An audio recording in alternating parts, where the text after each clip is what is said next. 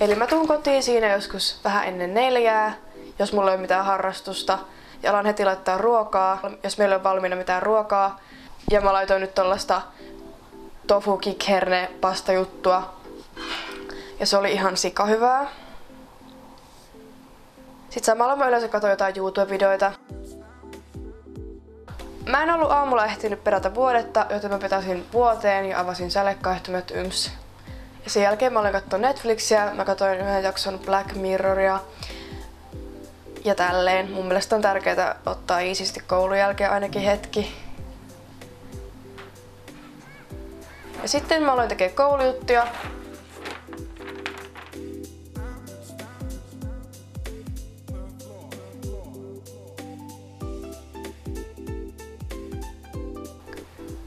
Sitten mä lähden ulos ja tosi tyylikkäänä meenkin sinne.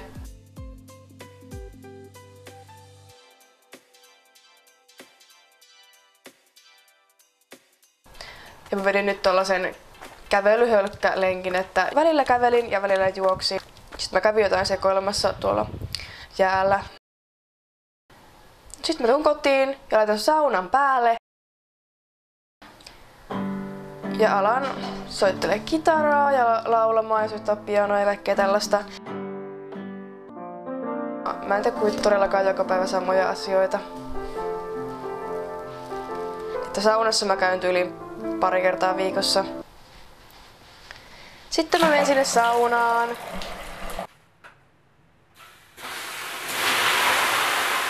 Sitten mä laitan tuollaisen hiusnaamion, mikä on oikeasti mun sisko, mutta mä lainasin sitä. Sen jälkeen mä menen kattoo uutta päivää. Joo, rasvaa mun kasvot ja katon uutta päivää.